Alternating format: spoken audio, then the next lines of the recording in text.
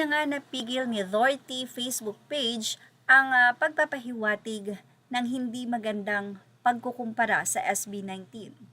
Aniya, huwag nyo ngang i-compare sa concert ng SB19 sa SMDC na may entrance fee kesa sa festival event nyo na normal maraming tao kasi libre naman yon. Nakakairita yung comparison. Yung date nyo sa MOA na 15,000 seating capacity lang, abay more than 1 month na hindi pa na sold out. Unahin nyo yung bago kayo mag-compare. So, sa comment section, sabi nila free admission plus libreng sakay. Well, ang isa ay sinabing, vote po tayo mga kaps, ibuhos natin sa SES ang inis. Mga feeling gustong laging may pinapatunayan, nakakairita.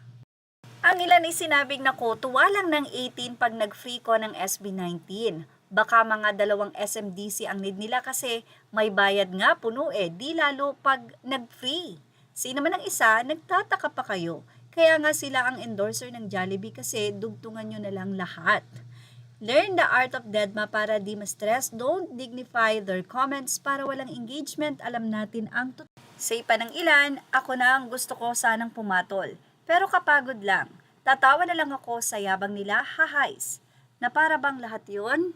Hahaha, ano kaya kinakain ng mga yan? Kita ko rin yun, syempre. Free event yon, talagang dadayuhin.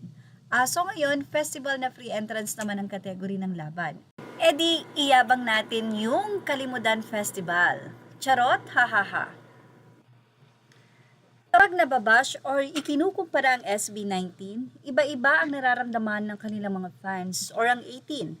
Pero madalas ay kombinasyon ng lungkot, inis, pagkadismaya at pagiging protective sa grupo. Maraming fans ang nasasaktan dahil nakita nila kung gaano kahirap ang pinagdaanan ng SB19 bago marating ang tagumpay nila ngayon.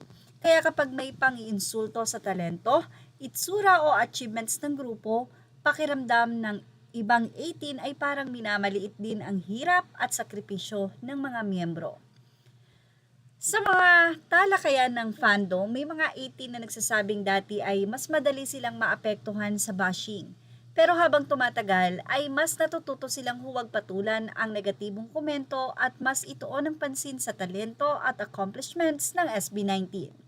May ilan ding nagsasabing wala namang maibabato ang basher sa grupo kaya minsan ay nauuwi na lamang sa personal na pangiinsulto.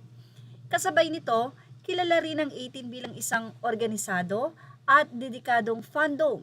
Kapag may bashing o kontrobersya, madalas silang nagtutulungan sa pagdepensa sa grupo, pagkalat ng tamang impormasyon at pagpapakita ng suporta sa pamamagitan ng streaming, voting at fan projects. Gayunman, may mga fan din na naniniwalang mas mabuting umiwas sa fan wars at huwag palakihin ang alitan sa ibang fandoms. Sa ilang diskusyon ng 18 community, hinihikayat ang respeto at pagiging mahinahon upang hindi madagdagan pa ang negativity laban sa SB19. At yan ang ating Showbiz Snap update. Images are all credit to the rightful owners. Please like, share, and subscribe.